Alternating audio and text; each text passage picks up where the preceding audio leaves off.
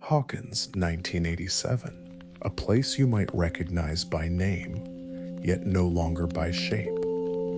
Tonight, it does not unfold as a town, but as layers, quietly overlapping, gently misaligned. Familiar roads pause where they once continued. Ordinary spaces feel thinner, as if something unseen has risen to the surface. I am not here to tell a story, only to open a file, because there are places where, when memories are held for too long, they begin to exist on their own. If you enjoy these journeys, please like, share, and subscribe. Tell me where you're listening from, what time it is, and the topics you'd love to explore. Your thoughts may guide our next adventure. The Upside Down has often been described in simple terms as a shadow, a mirror, a place of threat. But in this final season, its nature becomes clearer and quieter. The Upside Down is not an underworld. It is not a realm of punishment, nor a dimension born from malice. It does not exist to oppose the human world. Instead, it behaves like a soft reality, one that does not resist being shaped. It bends easily. It listens, and it remembers. Unlike solid worlds that are governed by fixed laws, the Upside Down responds to internal pressure, thought, emotion, memory. When these forces are intense enough, the world adapts to them, not by choice, but by design. This is why it appears frozen, locked in the year 1983, not because time stopped moving, but because that was the moment when a mind under extreme strain imprinted itself most deeply. The Upside Down does not age. It preserves. It holds a single emotional timestamp and repeats it endlessly, like a breath that never fully exhales. There is no throne at the center of this world. No single heart that commands everything. What governs the Upside Down is not authority, but resonance. Memory acts as its foundation. Trauma gives it density. Mental connections provide its pathways. When pain is isolated, the world fragments. When fear is repeated, it gains structure. And when suffering remains unresolved, the Upside Down becomes more stable, not weaker. This is why it does not attack indiscriminately. It gravitates toward minds that echo loudly, toward thoughts that return again and again. Positive memories behave differently. You skyter into the positive memory. For thing and wise of to down, and why is stullable, and forwards or porklers, for thing wall no parting, because live great with broskly. They do not rewrite the world. They do not dominate it. Instead, they anchor identity. They prevent the self from dissolving into the environment. And they act as quiet weights, keeping a person from drifting too far into the loop. And so the central question of this season is not about victory. Stranger Things Season 5 does not ask how evil can be destroyed. It asks something far more unsettling. What happens when a world is built from pain and refuses to change? What happens when memory becomes architecture and trauma becomes law? Well, the Upside Down does not need to be defeated. It needs to be released. Not erased, but allowed to move forward, to unfreeze, and freeze to breathe. Because a world that cannot change does not heal. It only repeats. And somewhere between those repetitions, both worlds, well, the one we know and the one beneath it remain suspended, waiting for someone to finally let go. Hawkins no longer exists as a town in the way towns are meant to exist. It still has streets, it still has buildings, from names remain on signs, and doors still open and close. But the idea of Hawkins as a single continuous place has quietly collapsed. The fractures did not simply split the ground, they split coherence. Maps no longer function as promises of arrival. A straight line drawn from one point to another no longer guarantees connection, and distance here is no longer measured in steps or miles, but in instability. Some areas feel close, almost reachable, yet resist approach. You can stand across the street from a familiar house and sense that it exists, while knowing with equal certainty that you cannot cross into it. The space between is thin but unresolved, like a thought interrupted before it completes itself. Other locations remain visible but detached. They sit in place, unchanged in appearance, yet separated by a subtle refusal of reality to cooperate. Sound may not travel correctly, but time may hesitate. Pure fanabakno, Tamaiban contain an ort and the lob to stibalobbed elwet, and movement feels like pushing against something that does not yield. The town has become a series of isolated zones, each one stable only within itself, each one loosely aware of the others, but no longer fully connected. From what once functioned as infrastructure, roads, power lines, routines, has lost its authority. Movement requires judgment now, not direction. Presence must be tested, not assumed. In this fractured geography, Hawkins resembles a nervous system that has been damaged. Signals still fire, responses still occur, but the pathways between them are unreliable. Information does not travel cleanly. Reactions arrive late, distorted, or not at all. Some regions remain hyper-responsive, while others have gone numb. The fractures do not behave as empty gaps. They behave as boundaries of perception. Crossing them is not always a physical act. It often requires emotional stability, mental focus, or the absence of fear. This is why two people can stand only a short distance apart and experience entirely different versions of the same place. Reality does not synchronize automatically anymore. It must be held together. Hawkins is no longer defined by what it contains, but by what connects or fails to connect its parts. The town still exists, but not as a whole. It exists as fragments, each one waiting for the conditions that might allow the others to feel real again. And as long as the fractures remain, Hawkins will continue to feel less like a location and more like a thought struggling to stay intact. The buildings of Hawkins are still standing. Walls remain upright. Roofs still shelter what is inside. And from a distance, nothing appears broken. And yet, their purpose has changed. Places that once existed to contain life now behave as points of overlap. They are no longer destinations, they are intersections. A house no longer functions as a boundary between inside and outside. It does not fully belong to either. It sits between layers, quietly allowing realities to pass through one another. What was once private space now feels permeable, as if memory itself has begun to use the walls. Schools, once built to organize time, no longer move forward with the day.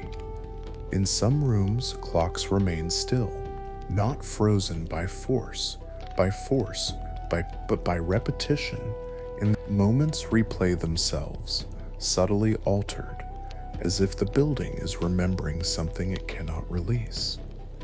Community centers, gathering places meant to stabilize social rhythm, now amplify distortion. Voices do not echo normally. Distances inside feel larger than the structure allows. Corners feel extended. And hallways seem to carry weight, as though space itself has grown tired. These locations no longer operate as doors. They do not transport anyone cleanly from one place to another. Instead, they behave as windows. You can see through them into other states of being, other moments held in suspension. Each intersection has its own behavior. Some preserve time. Step inside, and the outside world feels paused, as if the moment refuses to progress beyond what it remembers.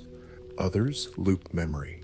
Certain emotions resurface with no clear cause. Familiar thoughts repeat themselves, not because they are chosen, but because the space encourages them. And in a few places, space itself becomes thin. Movement feels uncertain, edges blur. The distance between one step and the next feels negotiable, as if reality must decide whether it will allow passage. None of this occurs through collapse. The buildings do not fall. They are not ruined. They are repurposed. They are repurposed. Architecture has not failed structurally. Soffers bouwde contate now. Kom to my bird with Uringen. Ket fine bollik and alive abvibli opro. It has been redefined functionally. Walls no longer protect. They filter. Floors no longer support. They hold memory in place. Rooms no longer serve activity. They preserve states of mind. And Hawkins has not lost its buildings, and it has lost the certainty of what those buildings are meant to do. They stand as quiet instruments, tuned to the frequencies of overlapping worlds, and anyone who enters them does not step into a place, but into a condition where reality listens more closely than it speaks. The upside down does not arrive through force. It does not announce itself with invasion. It does not need to. Instead, it overwrites. Its influence spreads through environment, not presence. Through atmosphere, not attack. What changes first is not what people see, but what they feel. The vegetation begins to drift out of rhythm.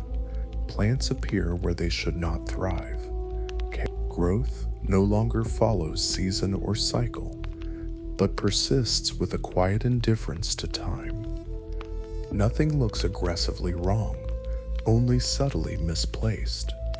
The air grows heavier, not polluted, not toxic, just still.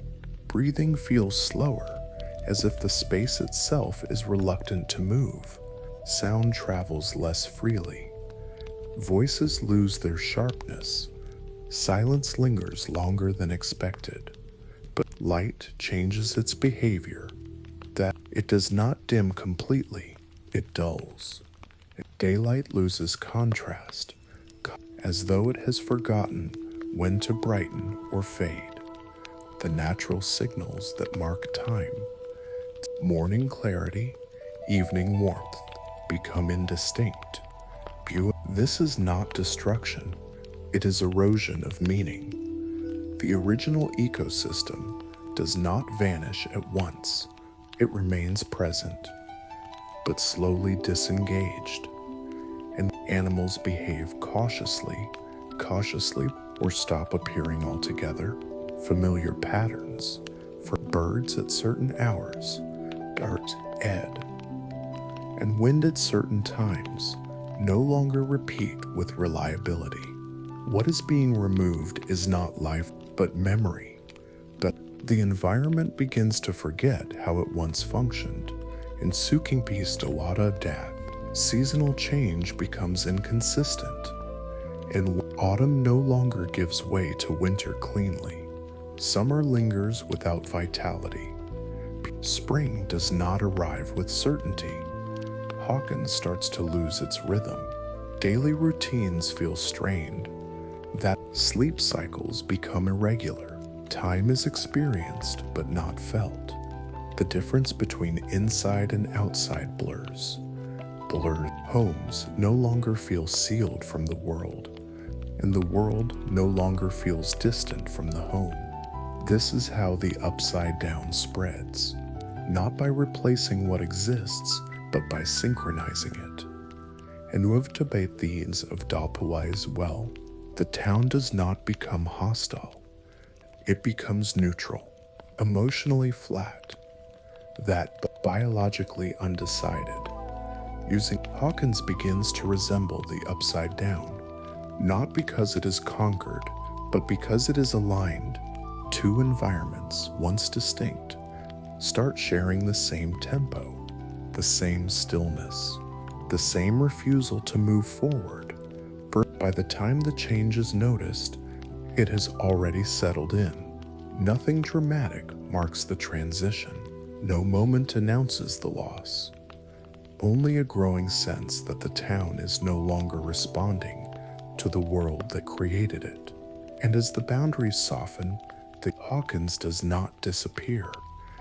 It simply becomes quieter, more distant from itself, slowly adapting to a reality that does not require seasons or breath or change.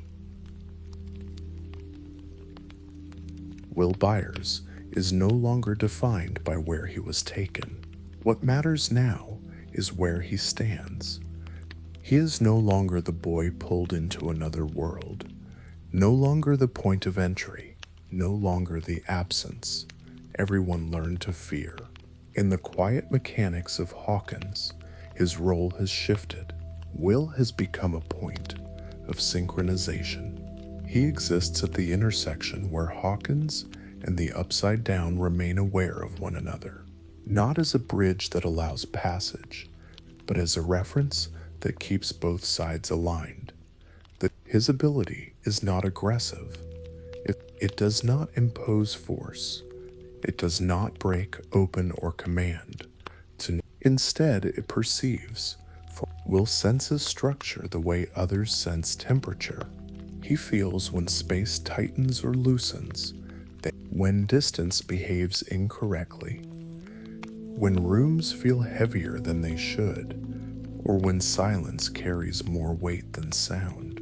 He is attuned to imbalance, to shifts that cannot be measured, only recognized. The layers of reality do not announce their movement. They drift, but they slide out of alignment slowly. Will detects these changes before they become visible, before fractures widen, before worlds lose their shape. For he feels the rhythm of the upside down, not its intent, but its pulse. The way it repeats, the way it hesitates, the way it tightens around certain emotions and releases others. In this system, Will does not act as a weapon. He functions as a constant.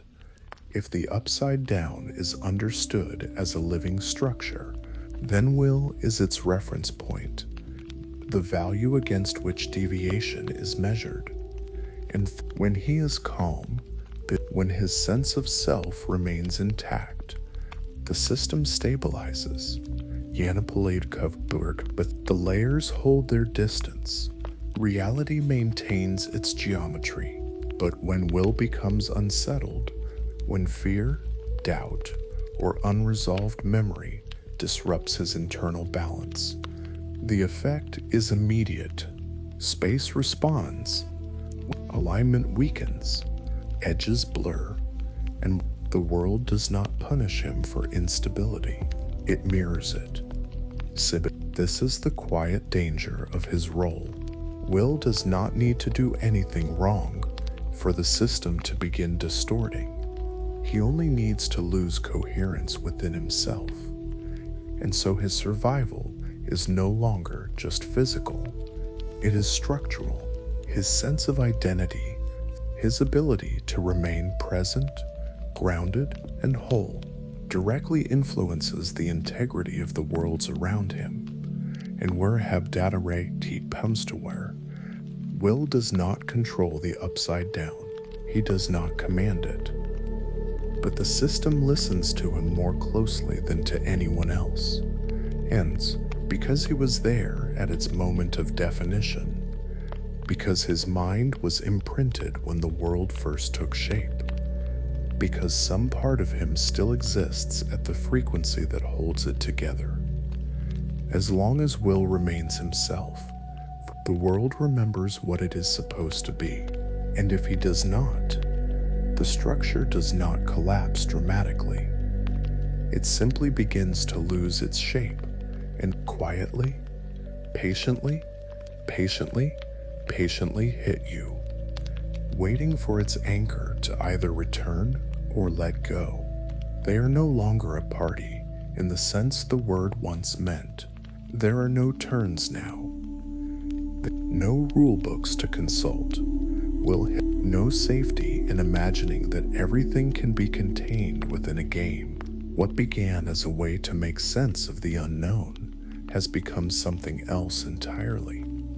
Dungeons and Dragons is no longer a simulation. It has evolved into a language, a shared framework for understanding a world that refuses to explain itself. Through it, they learned how to name what frightened them, how to describe patterns instead of panicking, how to think in systems when reality stopped behaving predictably. Each of them has settled into a role that was never assigned, only discovered. And some of them hold emotional connection. They maintain the bonds that keep people human when fear isolates. They remind others of who they are when the world begins to flatten meaning.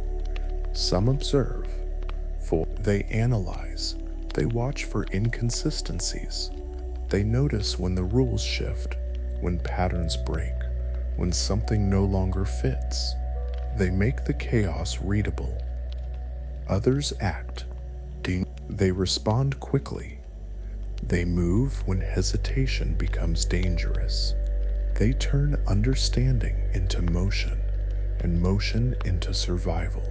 These roles are not interchangeable. They form a balance. Remove one, and the system loses its stability. What binds them is not strength, or courage, or strategy. It is displacement. For none of them are living at the age they should be. Their inner clocks are misaligned. Childhood ended without warning, and adulthood arrived without preparation.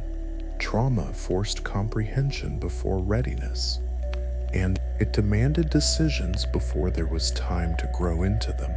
The result is not maturity, but acceleration. They understand too much, too soon. They carry responsibility without the protection of distance, and yet they continue. Not because they believe they can win, but because they know what happens if they stop. Within the ecosystem of Hawkins, they serve a specific function. They do not open gates. They do not shape dimensions. They do not influence reality directly. They stabilize. They act as a secondary force that keeps the system from collapsing inward. They ground those who exist closest to the fracture. They provide context, continuity, and restraint. Without them, will would drift too far into alignment with the other world. Without them, 11 would risk becoming only a mechanism, power, without anchoring. They are the reason identity remains intact. The reason emotion does not dissolve into function. The reason choice still matters. And none of them control the upside down. They never have. But without them, there would be nothing left to justify resisting it. Because worlds are not saved by power alone. They are saved by connection. and in a place where reality is shaped by memory and emotion. That connection is not a weakness. Why? It is the last remaining structure holding everything together. They are no longer a party in the way games once defined it. There are no turns to take, no shared illusion that rules will protect them. What once felt like play has been absorbed into something quieter and more permanent. Dungeons and Dragons no longer exists for them as an escape. It has become a language, a way to name what should not exist, a framework for understanding a world that refuses clarity. Through that language, they learned how to stay oriented when reality shifted, how to recognize patterns instead of panicking, how to translate fear into structure. Each of them carries a role that emerged naturally, without assignment. Some preserve emotional connection. They keep relationships intact when stress threatens to reduce people to functions. They remind others that identity still matters, even when survival dominates every decision. Some observe and analyze. They watch for inconsistencies. They notice when rules bend, when behaviors repeat, when the environment drifts out of rhythm. They turn chaos into something readable, and the others act. They move when hesitation becomes dangerous. They translate understanding into motion, and motion into continuity. They respond before fear can settle. These roles are not interchangeable. They depend on one another. Remove one, and the balance weakens. What unites them is not courage, nor skill, nor belief in victory. It is displacement. It is displacement. None of them live at the age they should. Their inner timelines have been disrupted. Childhood ended without transition, and adulthood arrived without preparation. Trauma forced comprehension before readiness. It demanded choices before growth. They were required to understand consequences without having the space to develop distance from them. This did not make them stronger. It made them earlier to responsibility, earlier to loss, earlier to awareness. Within the ecosystem of Hawkins, their function is subtle but essential. They do not open gates. They do not shape dimensions. They do not influence the structure of the Upside Down directly. They stabilize, and now they form a secondary force that prevents collapse. They ground those closest to the fracture, and when the tolling, they provide emotional resistance against being absorbed into function or power. Without them, Will would risk losing himself to alignment. Without them, Eleven would risk becoming only an instrument, energy without identity. They are the reason memory remains personal rather than systemic, the reason connection interrupts repetition, the reason choice continues to exist. None of them control the Upside Down, they never have. But without them, there would be no reason to resist it. Because worlds shaped by pain do not end through destruction. They end when someone remembers why they are worth changing. And in Hawkins, that memory does not belong to power. It belongs to the people who refuse to let each other disappear. The Upside Down does not judge. It does not recognize right or wrong, reward or punishment, virtue or guilt. Those ideas belong to human systems, not to this one. What governs the Upside Down is response. It does not react to intention. It reacts to intensity. The emotion in this world is not an internal experience. It is a signal. And the stronger the signal, the clearer the response. Fear does not provoke retaliation. It generates structure. Grief does not invite consequence. It creates density. It creates density. It creates density, Pitsemic. Guilt does not demand correction. It repeats. Law of the filterable. It ratings betsid love to thy few. To use furs be for spolten. Nothing is weighed. Nothing is measured against a moral scale. There is only resonance. Pure soul. The upside down listens for patterns, for feelings that return again and again, for memories that cannot release themselves. When an emotion is brief, the world barely responds. It registers, then fades. But when an emotion persists, when it loops of nekkestand hoping love tau, and gan kepis handful for my king questioned tive to plagshi. The environment adapts to accommodate it. Walls thicken and paths narrow. Spaces compress or stretch, not to trap, but to mirror. This is why fear feels amplified here. Not because the world intends harm, no, but because fear repeats itself more easily than calm. It echoes. Pain behaves the same way. Unresolved pain circulates, but each return reinforces the structure that holds it. And while over time, the environment begins to resemble the emotion that sustains it. There is no malice in this process, only consistency. The upside down does not punish suffering. Suffering connect became your baritate, be great and set abet you. It preserves it. It takes what is most present in the mind and gives it permanence.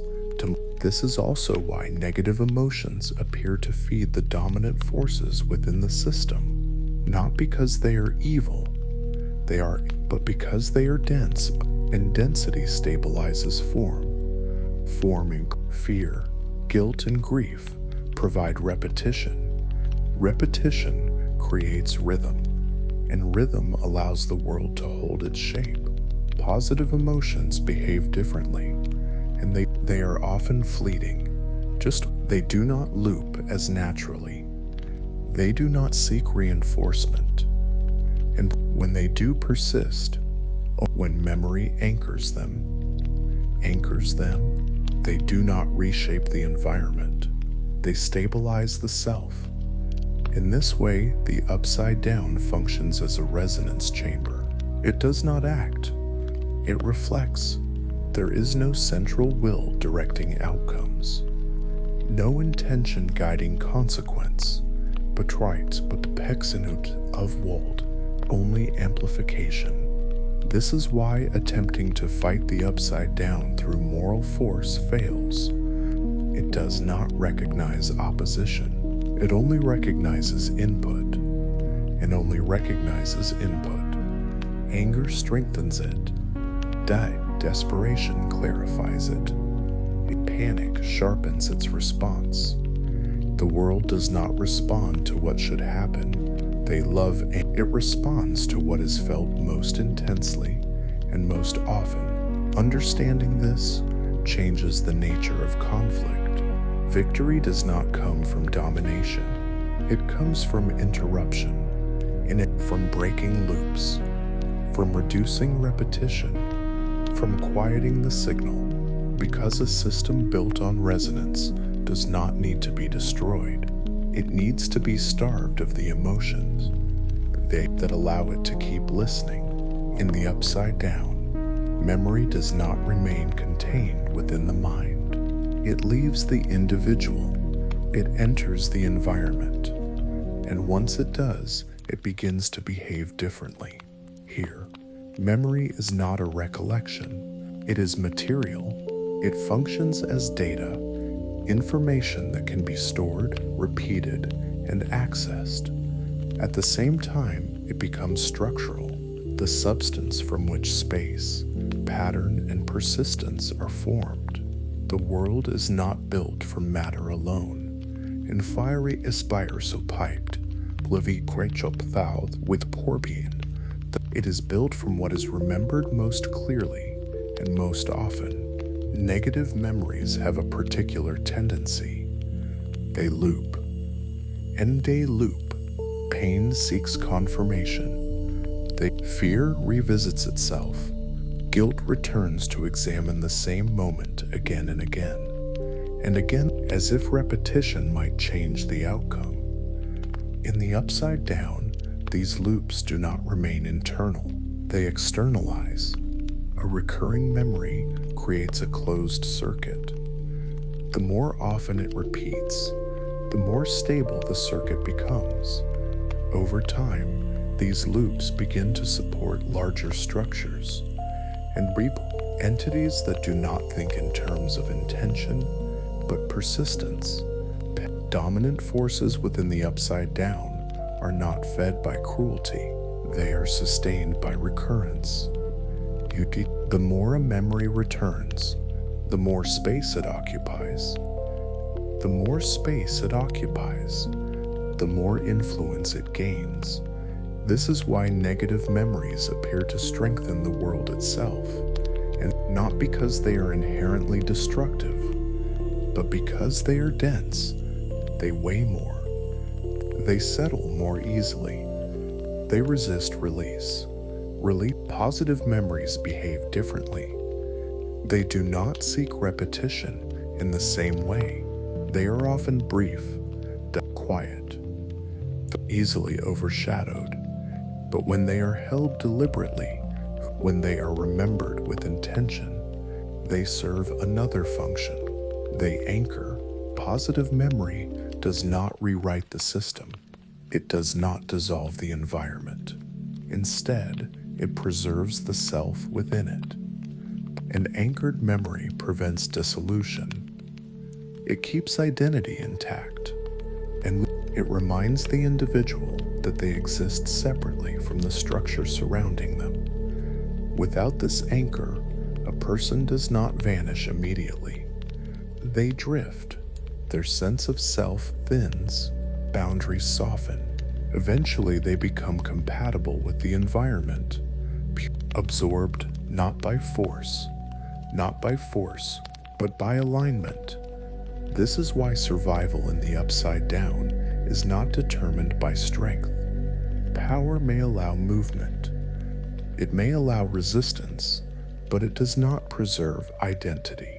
What preserves identity is memory, specifically what is remembered, and how often those who hold on to something personal, a voice, and not a moment, a feeling that does not loop back into pain, remain distinct.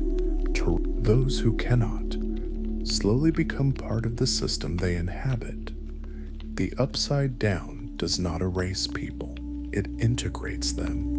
And whether that integration occurs depends not on how hard someone fights, but on what they refuse to forget. Because in a world where memory forms reality, the most powerful act is not resistance. It is remembering something that does not belong to the loop.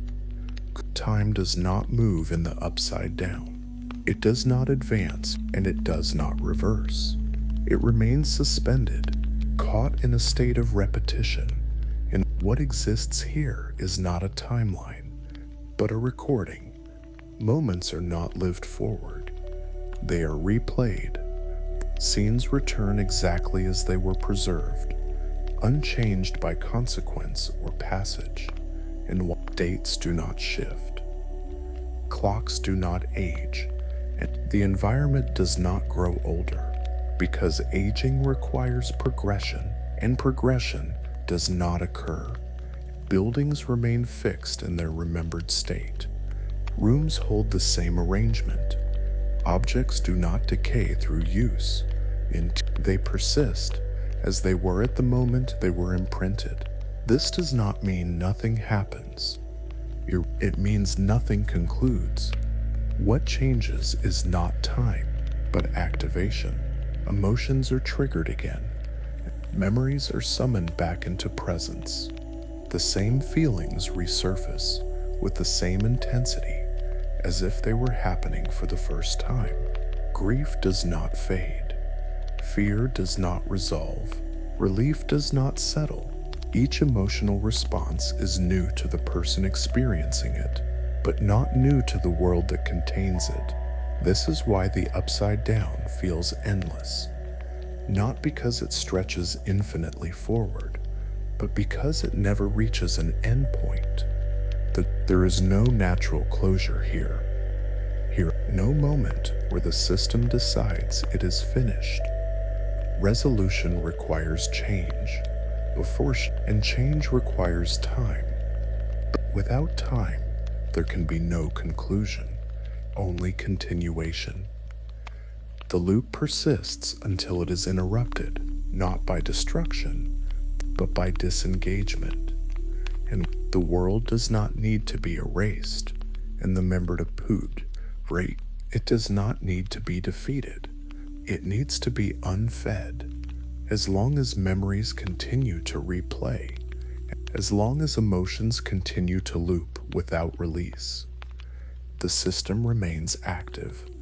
The moment repetition stops and the structure begins to weaken, when a memory no longer demands return, when an emotion loses its grip, the loop loosens. Time does not restart dramatically. It does not surge forward. It simply resumes its function quietly, almost unnoticed. Well, the upside down is not sustained by existence. It is sustained by attention, by return, by refusal to let go. This is why escape is possible, and why escape is not through force, but through exit. Leaving the loop does not mean forgetting. It means no longer being trapped in re-experience. It means allowing the moment to remain in the past. In the past, Gudifading, Porfretly Strinitz or Ruben D. Tate, Fartier of without dragging it into the present again. In this world, time is not an enemy. It is an absence. And the path forward is not found by pushing ahead, but by stepping out of what has been repeating, because a world that exists outside of time does not end through destruction. It ends when nothing remains that insists on reliving it. Before the fractures, before the silence learned how to repeat itself, there was a Hawkins that existed without effort, a town that moved forward without needing to remember how. Streets led somewhere, seasons arrived and left without hesitation. Time passed quietly, doing what time is meant to do. Let your mind rest there for a moment. Not in a specific place, just in the feeling of continuity. Then, gently notice the moment when that feeling thins. The disappearance does not arrive loudly. It never does. It enters as absence, as a space where something should be, but is not. Lee Pyron 4. A pause stretches longer than it should. A name waits to be answered. And somewhere beneath the surface, the world begins to hold its breath. Years pass, but not evenly. Some moments fade too quickly. Others refuse to move at all. Hawkins continues, but unevenly, with gaps where memory was never released. Time moves forward on the outside, while something underneath remains fixed, replaying a single question.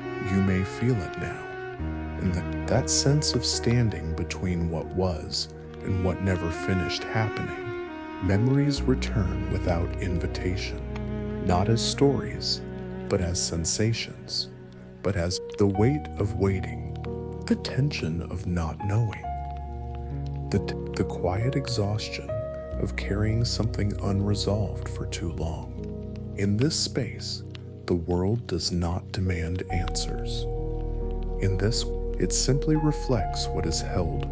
Notice how the environment responds, How rooms feel slightly unfamiliar, how silence feels fuller than sound, how even rest requires effort. There is no urgency here. There is no urgency here, no danger that needs naming. Only the slow recognition that a place shaped by memory cannot change until memory is allowed to move. And so the world asks its question, not out loud, not in words, but in presence. If I change, will I still be myself? If I release what defined me, what remains? There is no need to answer. Just allow the question to exist, without pressure, without resolution. Feel how the world softens when nothing is demanded of it, how the loop loosens when attention becomes gentle. You are not observing Hawkins from the outside anymore. You are within its rhythm, its hesitation, its quiet desire to rest. Let the memories float without returning to them. Let the past remain where it belongs. Let the present be enough. And as you breathe, slowly and evenly, allow the world and yourself to rest in the possibility that change does not erase identity. It simply allows it to move forward again. Stranger Things Season 5 does not end with victory. There is no final moment of triumph, no clear line where everything is made whole again. It ends with acceptance. Hawkins still exists. The streets remain. The homes stand where they always have. But the world has shifted. In Holtring, but the world has shifted. Not broken, changed. And that my sens applaudir punitive rung, for menums plauble, and chat what once needed to be held onto, what in natu of feet pens finally allowed to rest. The upside down does not vanish. It does not need to. It loosens. It fades from attention. It is no longer fed by what was never released. And in that quiet letting go, both worlds are finally able to move forward.